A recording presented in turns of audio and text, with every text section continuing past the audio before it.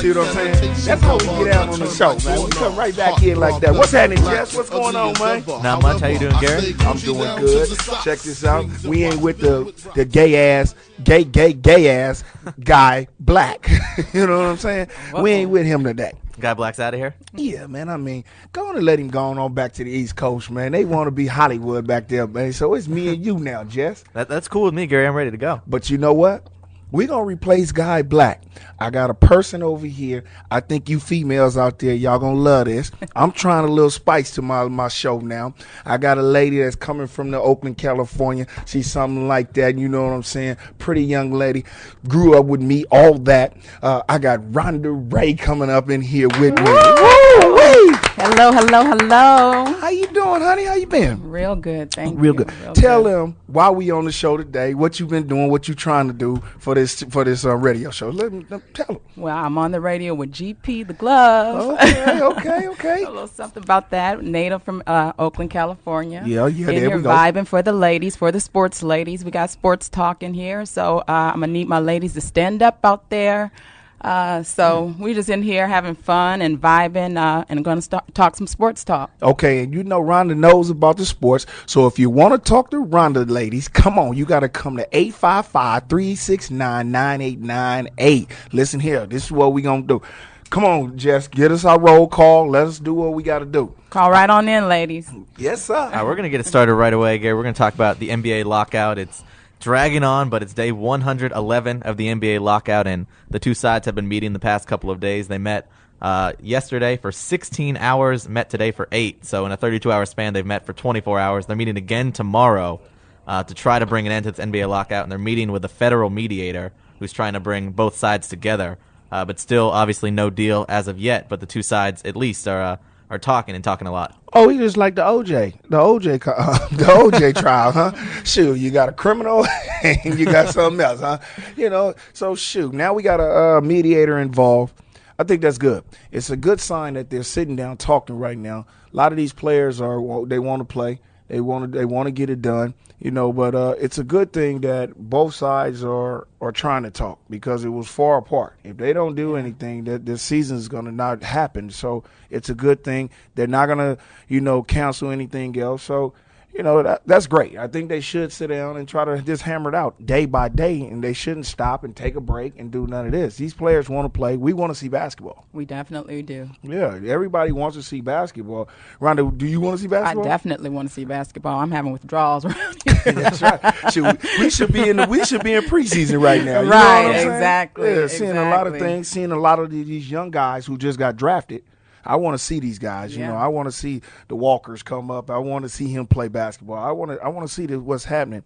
And then we got this old crazy little top 10 thing that just happened on ESPN. What the hell was that? Yeah, they counted down from 500 actually. Yeah, it was the top 500 players. They finally got down to the top 10 this week, and just some odd placing. They had Kobe Bryant at 7. Shit. I don't know if you can name me 7 players better than Kobe, but apparently ESPN can. Who's judging that? They have yeah. They have LeBron James at number 1, and LeBron is probably, in my opinion, the most talented. But if we're talking about the best player, I wouldn't put him at number 1. I've always said Kobe was the best player.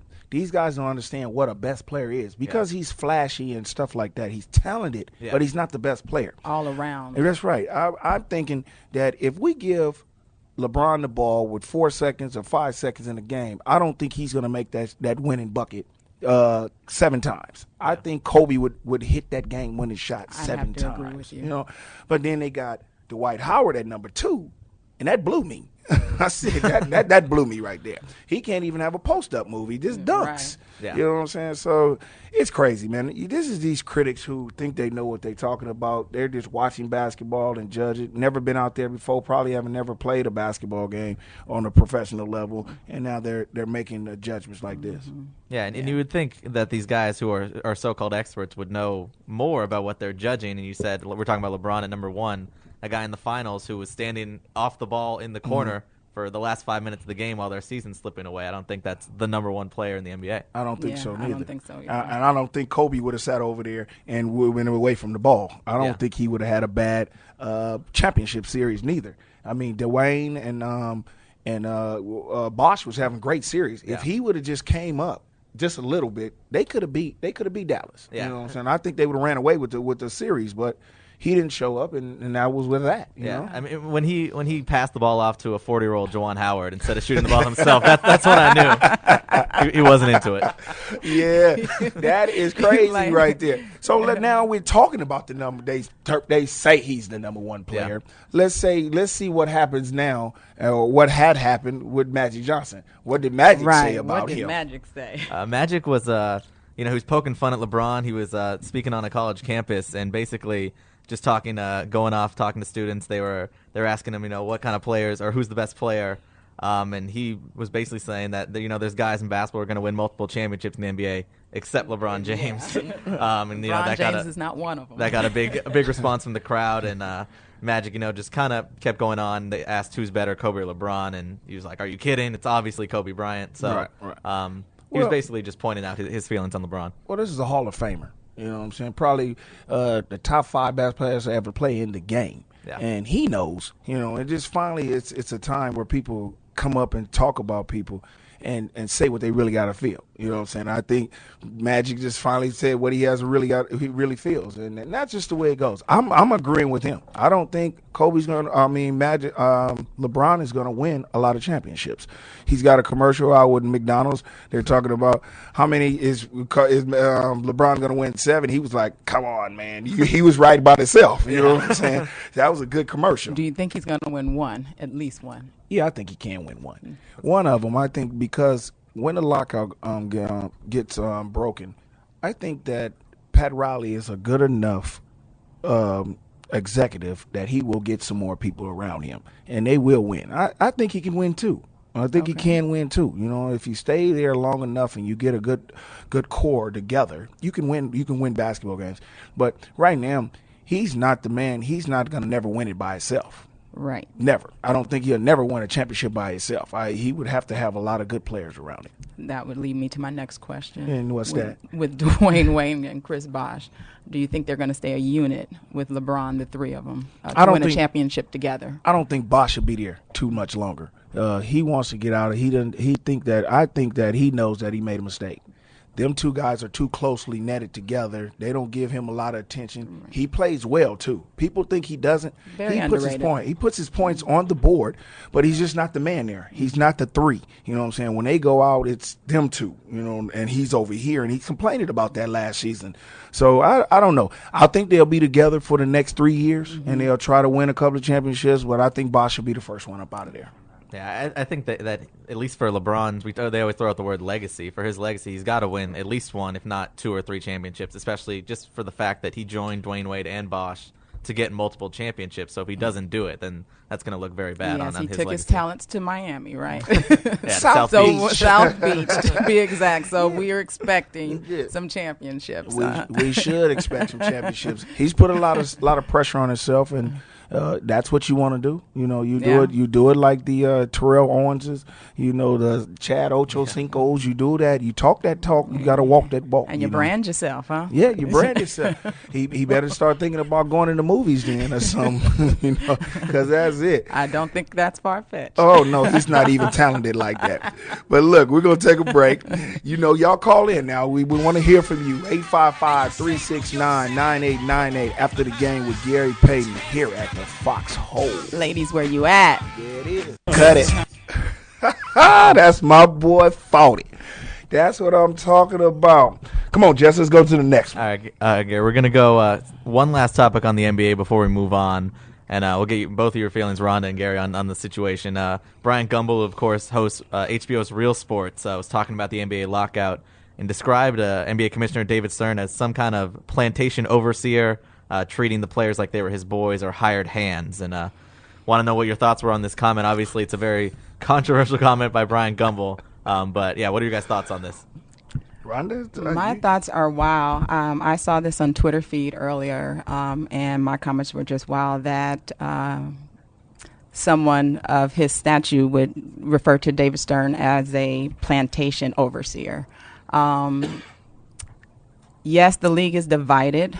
They're trying to come to an agreement between the the Players Association and the owners, and David Stern is in the middle trying to mediate that. But I think those comments were very steep, and it just still shows a sense of racist in our country. Yeah, and if you have thoughts on this at home, call in 855-369-9898. Yeah, please call in. Let us know what you think about that. I just I was almost speechless about it. Well, it's sometimes it's people see things in a different atmosphere. I don't think it should be put that way. I don't think it should be put as a plantational oversee or whatever. We're going back to that racist stuff, like you said again, Rhonda. I think it should have been rephrased a little bit more. He has to watch that. A lot of people does a lot of things. David Stern is just doing his job. My point exactly. That's the bottom line. He's just doing his job. And again, back to our point earlier, we all want to see basketball happen. So if that's the role that he needs to play to bring these two these two opposing sides together, then that's what needs to happen. But I think he was just thinking out loud, Brian Gumbel. Yeah, that's all. He just actually said it. That's it. Yeah, and then this guy has been the commissioner for since '84. Yeah, I mean your entire career he's the commissioner there. And our entire career, he does what he's paid to do. You know Correct. what I'm saying? And the Players Association should do what they're supposed to do. They stick together like they're doing, and then we'll be fine. Everybody can be the same way. It's just that you got to stick to your guns and then fight each other. So I think he's just the guy who's regulating for the owners. Yeah, that's it. And that's the point. So he shouldn't be saw as a plantation overseer because we have black guys involved. Right. I don't think those comments would be the same if they were. If it was another situation going on. Race and everything. Yeah. And David Stern, I mean, at some points can come off as a little condescending, but there's a big difference between that and a plantation overseer, especially when you got these guys in the league making millions of dollars. It's a completely different situation than nothing comparable to slavery at all. And they're not getting their back slashed. Yeah. They're not getting whooped. Yeah, they're getting millions of dollars. So. I think Brian Gumbel's comments were on the soft edge. He really probably wanted to say something different, like these. He probably did. Okay, listen, we got a caller. Thank you. Our first caller tonight is Max from California. Hey, what's up? How you doing, Payton? How you doing? All right, my brother. Man, first of all, I'd like to say, man, I was very excited for you when you won your championship. It was a sad day in L.A. when you guys didn't pull off here, but even though I was an L.A. fan, when you won, I was a Gary Payton fan, so it was wonderful to see you win your championship out in Miami, especially with Shaq. Thank you very much. I appreciate that. Yeah. Now, the question is, there's a lot of people out there that aren't really clear as to why exactly is there a lockout. Can you elaborate on that? We sure will. Well, we'll let Jesse do that for you because he's the stat guy, the mediator, all that. So we'll let Jesse do that. Well, basically the NBA lockout, the key talking point. There's a lot of different points, but the key one that they're arguing over is basketball-related income or shared revenue. And in the last collective bargaining agreement, the players got 57% of basketball-related income. The owners want to bring that down to about 50%, and the players are saying they're only going as low as 53%. So they're willing to concede a little bit, but not go as far as the owners want. And while 3% might not seem like a lot, it is over hundreds of millions of dollars in revenue. So that's the big talking point right now. There's obviously other things as far as contract length and stuff like that, but the main thing is shared revenue, and the disagreement on that is why there's no deal right now.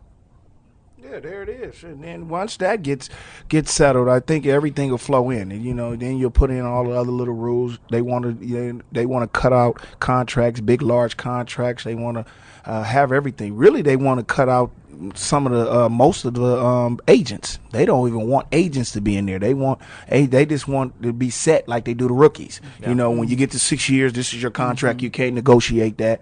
They got the drug policy on deck. They got the changing the rules on the deck. They got a lot of stuff that's on there. But this is the big reason that they're really, really fighting right now for all the revenue, all the revenues. And the owners won't have, and they won't have. The owners really wanted them to go down to 46%. Yeah, that was their original offer. Yeah, that was the original offer. Then it came back to 50%, and the players are saying, no, they're not going to go lower, and they're not going to go half and half when these guys are making TV revenue, billions of dollars and stuff like that. So that's good for the players to just stand strong together and do what they have to do. And we're at 53% right now. Is that correct? We're at 50. We're at 50. We're at 50. The owners are at 50, but the players want 53. You know, so that's the problem, you know. So if they can go, I think the players will take 52. You know, so we have to understand and see what happens. Yeah. Yeah, and speaking of the players, we were talking about the ESPN ranking, obviously. We got a Twitter response there from Big J Hill 23. He says, LeBron has no heart. Dwight doesn't take it serious enough. Wade whines too much. To be honest, my number one player would be Derrick Rose.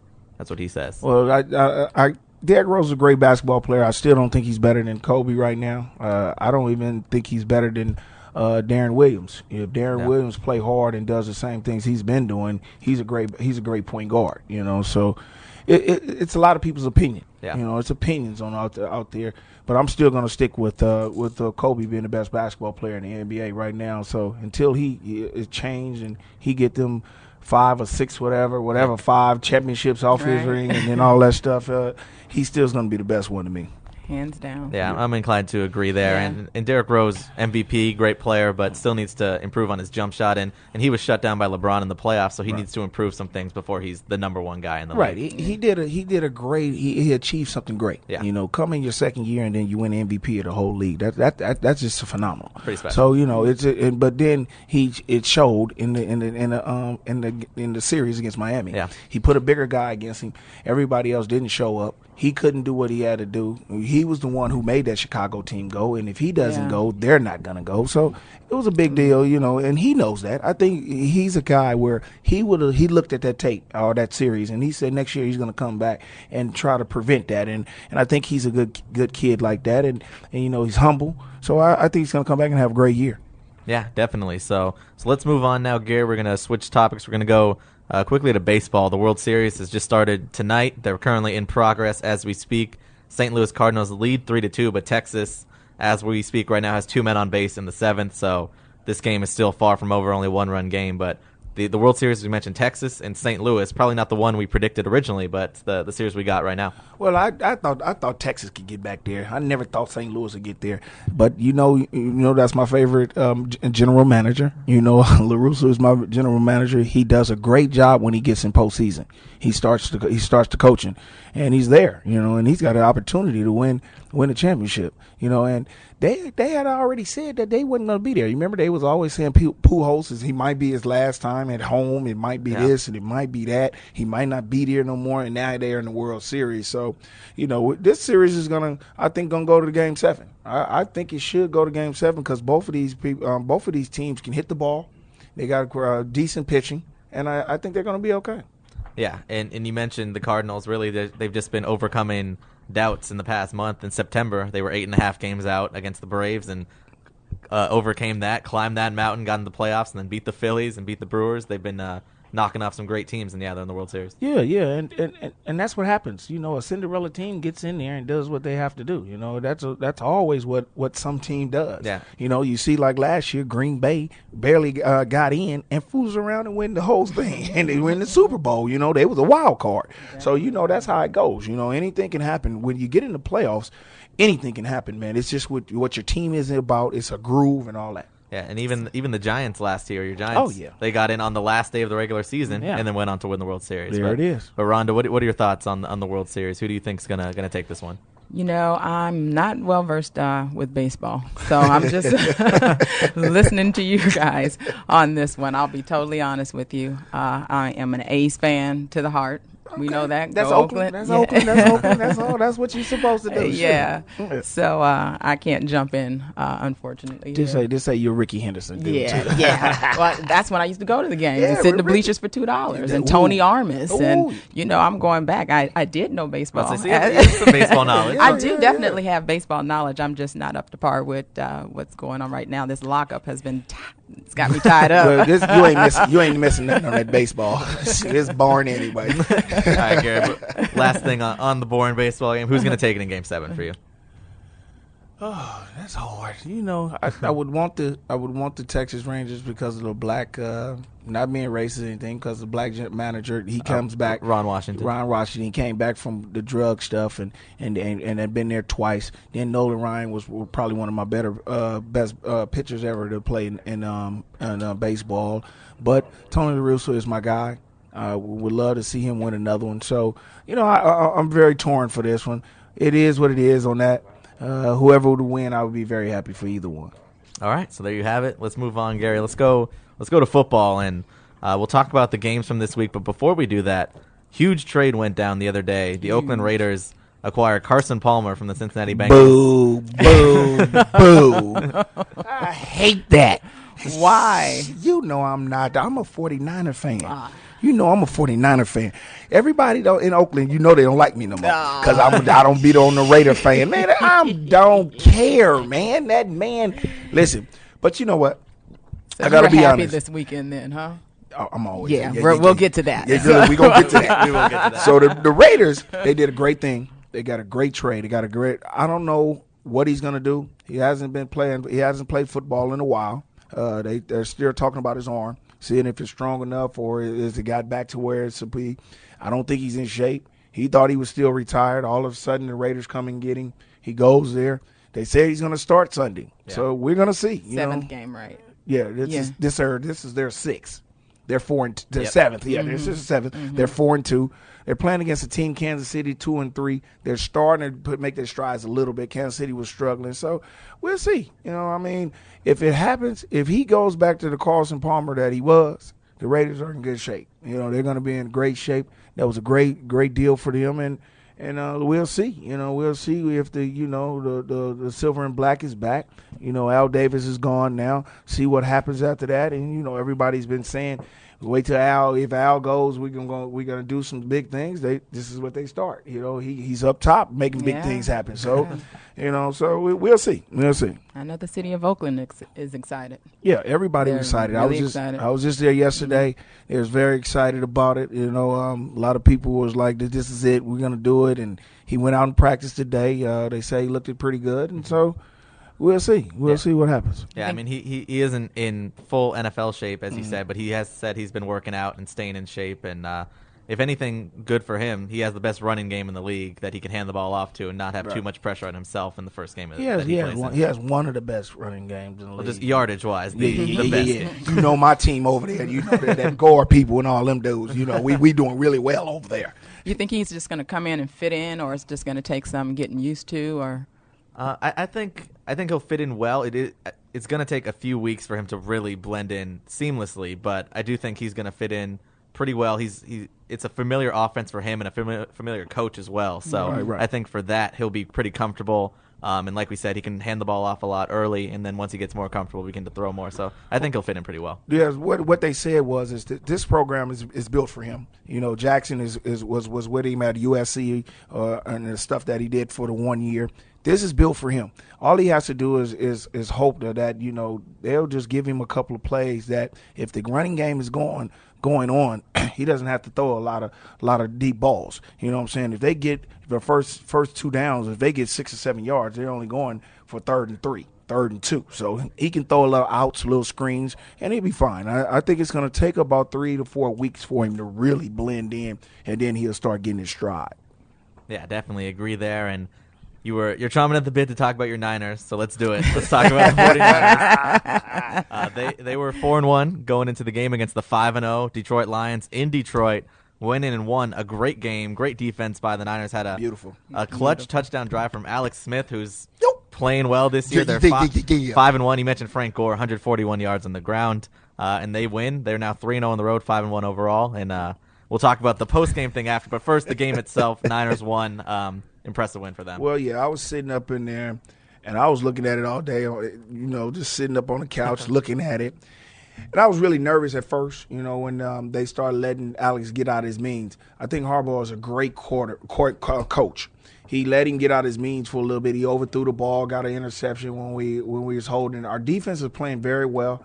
I think that last drive was something that we got to look forward to. That it's a young team. We got Alex Smith doing what he's supposed to, just throwing outs. Our running game is great. Like I said, if you can get in the first 2 downs, shoot 7-8 yards, and then only be 3rd and 2 and just throw a little outs, and then let Crabtree and Davis do what they got to do, we're going to be fine. And if we keep our defense off the field, and get them rest, they are a good defensive team that can stop somebody in three downs and go on over them. And that's what we did to the Detroit Lions. We exposed a lot of the Detroit Lions. They were 5-0, but we exposed a lot for them. If you can get by their defense of all that blitzing and all that stuff, you can beat them, because if you can get to Stafford, you can get them. And we had him discombobulated all the game. So I think that we're going to be okay. We should be fine, and hopefully, we can make it to the Super Bowl or something, It'll be okay. Yeah, and this was a team that really struggled last year, and they brought back pretty much the same players, and obviously the new head coach, Jim Harbaugh. Is Harbaugh this good, or was Singletary that bad, or what's the difference between last year and this year between the Niners? Well, what I think is that Harbaugh is a head coach. He's a head coach. He knows how to work everything. I think Singletary is a defensive coach. He's not a head coach. He coaches like to his style of play when he was playing a linebacker. So we have to understand that he wasn't a bad coach. I think that he's just not ready to be a head coach, and they put him in a situation like that. And I think Harbaugh is a head coach.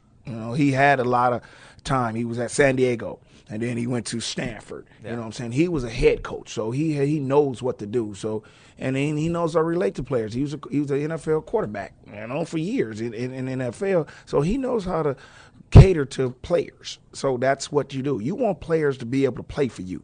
And if you feel comfortable, that's like I was in Seattle. I played for my coach, George Karl. I liked to play for him, so I would want to reward him by playing well for him. If you don't want to play well for a coach, you don't play. You go in there and be like, oh, forget it. He's going to scream at me. He's going to do all this. I don't even want to forget him. I'm blowing him out of my mind. You know what I'm saying? And then your performance goes down. So that's what I thought. That's what I think. You always have to have a coach that you want to play for. Yeah, definitely. And let's get to this post-game skirmish, whatever you want to call it, fiasco. The handshake. Harbaugh and Jim Schwartz, the Lions coach. Harbaugh came in real excited after the victory, celebrating. Should have whooped his ass. Gave him the handshake. He should have whooped his ass. Slapped him on the back, and then, Schwartz ran after him. What were your thoughts on that? I would have turned around and whooped his ass. That's what I would have did. Fuck grabbing on me, man. Beat that nigga ass. You remember when you talking about Schwartz? Yeah, Harbaugh should have beat his ass. Yeah, that's what I say. First of all, you see him. He always on the Detroit sideline doing this and got his hands all up. He excited in the motherfucker. He over there when Harbaugh threw the red flag, with the challenge flag when they was doing it, and he couldn't challenge it. He was like, "What you doing, Harbaugh? The hell are you doing?" You didn't see him over there saying that, right? Yeah. But he was happy. Then when we go up there and get excited and we shake his hand hard and slap him on the back and run off, he want to act crazy. You know what I'm saying? Damn him, man. I should have. I thought it was harmless. I really didn't see what the big deal was about, really. Yeah.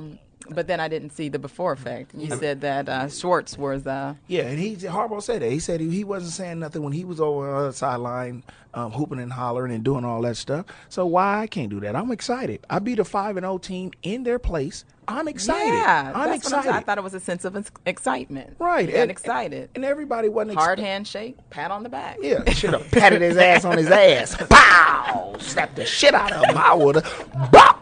I would have slapped the hell out that boy. Yeah, then I would have kept it on, and I would have been like, we going to go in the parking lot if you with this shit again. You know what I'm saying? So, shit. But we 5-1. They 5-1. Right. Too bad. You know what I'm saying? Too bad. And the funny thing is, both of these coaches, as you said, are kind of like the same person. They're both wild on the sideline. They're both excited. Yeah. So basically, if the Lions had won, I'm sure that it would have been a similar thing from Schwartz. So. Schwartz just probably couldn't believe they came back and got their ass whooped. That's that ass. Got that ass. We got that ass. All right now, Gary, we're going to take a quick break. But when we get back, obviously a lot more coming on After the Game with Gary Payton. That's right. It's 855-369-8898. Get at race that. Cut it. Boy, that man was beaten. Hey, y'all know. Y'all gotta call in, man. 855-369-9898. Man, we're gonna go to a caller right now, Royce from California. How you doing, Gary, tonight? How you doing? I'm doing all right. Hey, I had a comment about the NBA, but I'm going to go back to the 49ers and Singletary. I heard your comment earlier, and you've been making it for the past couple shows. You don't think Singletary left any seeds there that is contributing to the 49ers' success this year? Well, I can't say that because he got into it with a lot of the players. You know what I'm saying? When you do that a lot on a football team or any team, you do not leave stuff with a team. you that's why they changed coaches. You have to have somebody that wants these players to play for them. And you might have left an impression on some of the players, but some of the players don't want you there. That's why they're always arguing with you, because some of these guys who are getting millions of dollars do not want to be screamed at and yelled at all the time. That's not it. That's just the way this professional athletes are now. They make millions of dollars. They make more money than you, and they say, "Yo, we can get you fired." You got to stop screaming at me. But I don't know. He might have left it on an impression on a couple of players, but I know he didn't leave it on Alex Smith. I know he didn't leave it on Vernon Davis, and I know he didn't leave it on Gore. So, that's your key players, and what they're doing is they're happy right now to play for Harbaugh. He's a coach that motivates you and gets you to playing. And one more question. With Carlson going to the Raiders, what do you think that says about Pryor's development? Like, why wouldn't they give him a shot like Cam's getting? He's too young, and the Raiders want to win right now. You got to understand, the Raiders hasn't been in the playoffs in a while. They went to the Super Bowl about 8-9 years ago, and it's time to win. That's what they say. They say, just win, baby, just win. They're tired of not going to the playoffs. They have an opportunity to get a quarterback who can develop right now and has already established something, has been an all-pro, and they can get him right now and win. And they're not even doing it with a quarterback right now. They're 4-2, and they're okay. So they getting a quarterback that they can win with, and they're trying to win. They're just saying, let's put it all out on the line right now. Let us get somebody and win football games. And I think they're not going to leave it up to a rookie who came out of college early and is not really ready for the pros. Yeah, and Gary, to add on to that point, Terrell Pryor was suspended for the first 5 games of the season, so he just became activated this week. So he wasn't even really with the team, and he's a rookie on top of that. So he could be good down the road, but as you said, they're trying to win right now. Yeah. So right now they're going to go with the more experienced guy who they think can help them. Oh, yeah. So we're going to go to the next caller, Amin from Washington. Yep, I'm right here. What's going on, buddy? What's up, man? I was a big Sonics fan, and I'm a student at the University of Washington. I'm just calling and talk to you about just bringing NBA back to Seattle and this Washington basketball team. Okay, well, we're going to have to, like I've been talking about bringing the team back to Seattle for a long time. Everybody knows I'm big on that, and then we're still working on that. We can't start talking about that until 2012 in September. So we need to get a arena there, like I've been telling everybody. And once we start to establish to the NBA that we can get a great arena like the Staples Centers or something out in Seattle, I think that's a great city, and the NBA couldn't deny us to bring a team back there. So we have to do that first, and we have to get that established with the people in Seattle if they want to pay taxes on it, or we can get a person who's going to bring in a lot of more money, and we get a lot of people that can do that. So we'll have to work with that, and I'm going to be with that for the rest of my life until I can get a team back there. And the University of Washington, they got a great coach in Lorenzo Romar. He always seems to recruit a lot of great athletes, and right now he's recruiting my son out of prep school. So I hope that my son goes there. He wants to go there. So we're trying to do that right now. But I like the team. They signed Sean Kemp's younger oldest son, Sean Jr. They're going to be a good basketball team. I watched them play last year and win the Pac-10 tournament and beat Arizona, and then play really well in the NCAA. So they got a lot of them guys coming back. They lost Isaiah, but they got a lot of guys coming back, and they got the little point guard who got hurt. He's going to come back and start. So I think they're going to be a big force in the Pac-12. Yeah, and Gary, I got to ask you this. Obviously, you and Sean Kemp were an amazing duo with the Sonics. Mm-hmm. If your son were to play with his son, what would that be like for you to watch that if that were to happen at Washington? That'd be great. I'll probably be up there every week. every game playing, with him. Sean's going to be there every time we're going to go to the first game together, me and Sean, to see his son play. So just got off the phone with Sean about 4 days ago, and we're planning on having a bowl-a-thon on November the 5th in Seattle. Yeah, we're having a bowl-a-thon out there. So it's back to a charity that we're going to give. So we're going to be out there for that. So it's going to be good. It's going to be nice. I'm going to go and watch him practice. And if my son can go there, that'll be great. The little Rain Man and the little glove, I hope. So we can see if it can start back up in Seattle. You still in touch with Nate McMillan? Yeah. Nate, Mm-hmm. He's in Portland, head coach. Mm-hmm. We talked to him. Right. We just had a collaboration with the Seattle Mariners. A lot of the old greats came back, and we was on the field, and we all had a good time. I would love to see a stadium, a team there. It seems like your heart is there. Yeah, it should be. It'll be great. Yeah, you got drafted there, played so many years there. That was your home. 13 years, and it was great. And it's a great city. Yeah. People don't understand that. If we get that back, I wouldn't even hesitate to move back. It would be a heartbeat to just move back there. General manager. Everything. Yeah. I want to be general manager. I want it all. I want it all. Okay, let's get to the next caller, Torrance from Arizona. Hey, Jerry, I just want to talk to you about this guy by the name of Isaiah Ryder, man, one of your boys. What's going on? Problems out here, man. I want to see if you got a hold of him, see if you can help him out a little bit. Well, Isaiah, we've been talking about a lot of stuff, and we know what it is. We seen him at the All-Star game, and he knows my number. You know what I'm saying? Isaiah needs to basically really, think about his life and think about things that he need to do and slow it down a little bit. He knows that he got a lot of people from Oakland that's still on his side. All he has to do is give a holler, and we'll try to help him as much as possible. It's some people that want to get help, and some people that want to do the right things. And he's in Arizona, and I hope he be safe. But if he needs anything, he knows how to get in touch with us. It's bad out here, man. He's in the news every week, man. You got to give him a holler, though. I will. I'll try to get him out. I hope it's not no bad stuff he's in the news for every week. He's a lot of domestic violence. That's what it's for. Oh yeah, well he's got a bad temper, and he's got to stay out of that and stay away from these women that's giving him that temper. So if you got to be with a woman like that, then you don't need to be with her. You know what I'm saying? If you got to be domestic violent and beating on her, then you don't need to have her.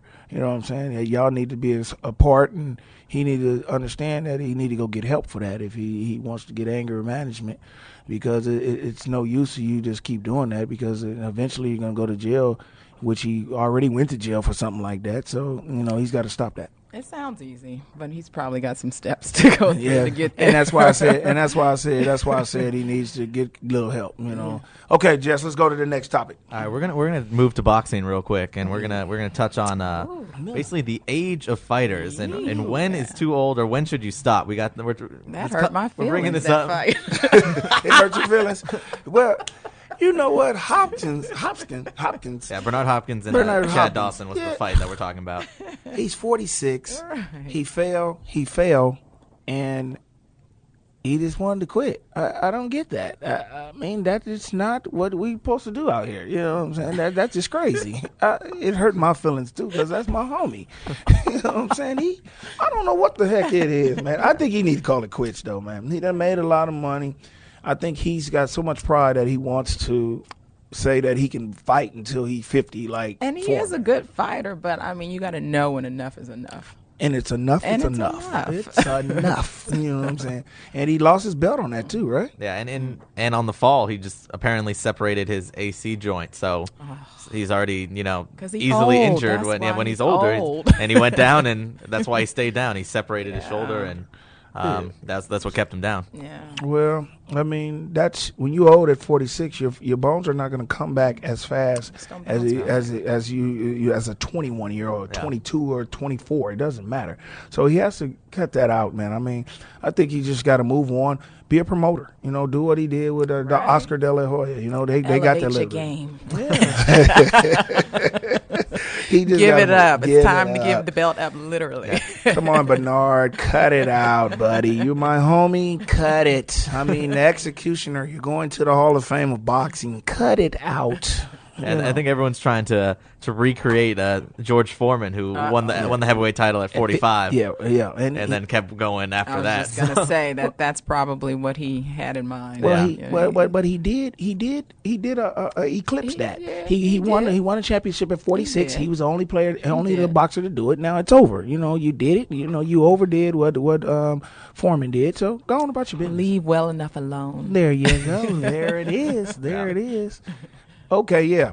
That's we're gonna take a quick break, but call in, man. We got a couple more minutes on this show. It's 855-369-9898 after the game with Gary Payton right here at the Foxxhole. Get at me now. Get at me. Okay.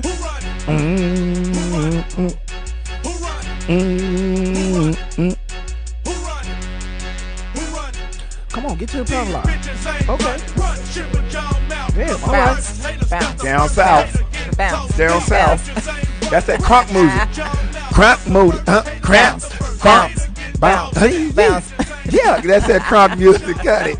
Boy, we down south. Boy, we act like, man, we is in a juke joint or something. You know what I'm saying? Hey, we gonna go straight to some calls, man. We got CJ from Virginia. Come on in. Hey, what's up, GP? What's going on, man? Not much, man. Look, I'm just real quick, just a quick comment. I just think it's a sad thing that we have billionaires fighting with spoiled NBA player millionaires. No disrespect. Mm-hmm. But all the fans want, we don't care about the logistics. We don't care about the 50-50 cap. All we know, if we don't see on Christmas Day the Miami Heat play the Dallas Mavericks, it's going to be problems. We're going to start losing fans. It's bad for the NBA. I mean, it's bad for the league. It's bad for the people. It's bad for LeBron, man. We want our Christmas game. We want NBA playoff basketball. They're going to start rioting. and that's going to be it. You know what I mean? Yeah. I mean, it's too much logistics. The people aren't really getting them. It's too much of a bad economy right now for us to be worried about the 50-50 cap or the BRI or anything like that. We want to see them playing basketball. And if they don't get together soon, people are not going to buy tickets, and that's bad for all of us. And that's bad for even legends like you, GP. So we got to get something done, man. Well, my comment is it's a business, and they're going to do that. This is a business. They're still going to make money. You know what I'm saying? We know the economy is bad, but, it's just like if we put you in that situation, you would want your money too because this is your job. Some of these people are really out here struggling still, and the economy is bad, but this is a business, and, it will mess up basketball. They know that. Everybody know that. That's why they're sitting down right now. They're talking, and they're trying to knock it out. But, you can't just tell people who's making money that, hey, just give up their money. And they're not going to do it, So we hope that it resolves, but it's still a business. Thanks for the call. Come on, Kenny from Washington. Ken from Washington. Hey, Gary. Hey. I had a question for you, buddy. Are we ever going to get another team up here in Seattle? I used to watch you all the time, man. You're the man. You can play. You can play. You have skills. But are we ever going to get another team up here, you think? Well, Ken, I mentioned this earlier in the show. We need to do a lot of things up there in Seattle. The city is already paying taxes on the football and the baseball stadium. It's going to be hard to pass another law or another tax bill to say let's build a NBA arena. So we have to think about that. If we want that's going to allure the NBA to say, yeah, let's put another team back there. But if we don't get a stadium, I don't think it's going to have any kind of way to get back. But we're going to keep working on that, and we're just going to keep asking the people in the city if that's what you want. If you want basketball, then we're going to have to think about that situation. Thanks for the call. Ray from California, come on. Hey, what up, GP? What's going on, baby? Hey, I've got two questions for you, man. I'm not trying to say one is better than the other, like Kobe or Jordan, but I just wanted to compare the two of them, sticking them, and the last question is, I used to be a big Harold Miner fan. I just wanted to get your opinion on why he never really made it with all his talent. Okay, the first question is, how was it sticking playing against Jordan and Kobe? Jordan was a different basketball player. We were the old school. We used to play. Kobe was the old school too. But when Kobe got in, he was real raw. We can get at him. Jordan, He played against Bird. He played against all of the rough players, Detroit. He played against a lot of people. So it was a little different when I came in because he roughed me up. So, it's two different styles, man. They both can play. I think Jordan was a little bit more of a player where he had more of that dog in him and more. But Kobe's got the dog in him too. But they're just two different basketball players. They both got a lot of dog in them, and I love playing against both of them.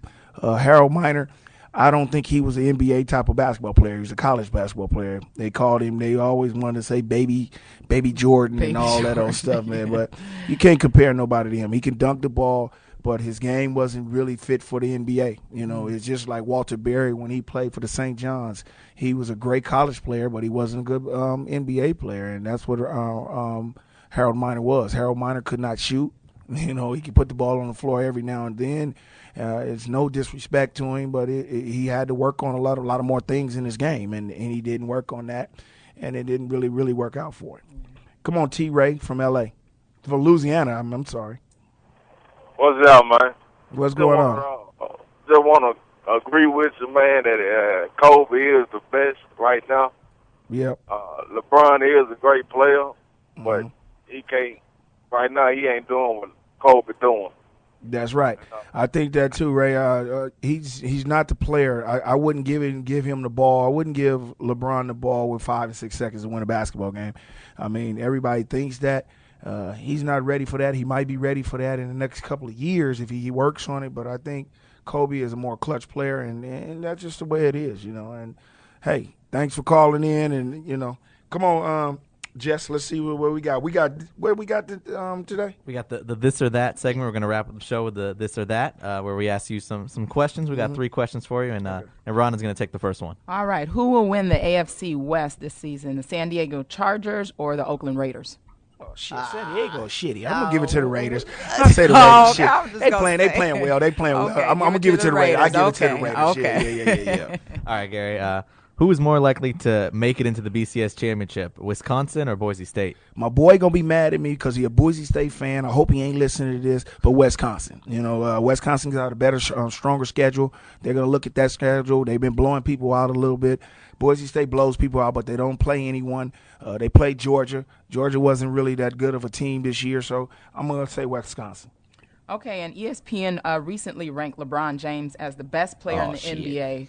Who do you consider to be the best player in the NBA? We just talked about. Yeah, it is. It's over. Kobe Bryant, man. Fuck that. It's over. You know what I'm saying? We're going to wrap this show up. Hey, it was a nice show, y'all, man. Thank you, Rhonda, for coming on. Thank you for having me. Y'all going to be seeing her. Y'all going to be hearing her for her a lot more. She's going to be on this show. We're going to wrap it up so these women can always come and see what they want from her side of the view. Call us, ladies. Call us. Yeah, that's right. Y'all got to call us. Not just a man's world. Yeah, damn right. We're going to wrap this up, man, here after the game with Gary Payton. I'll see y'all next week, man. It's on and cracking. Get it.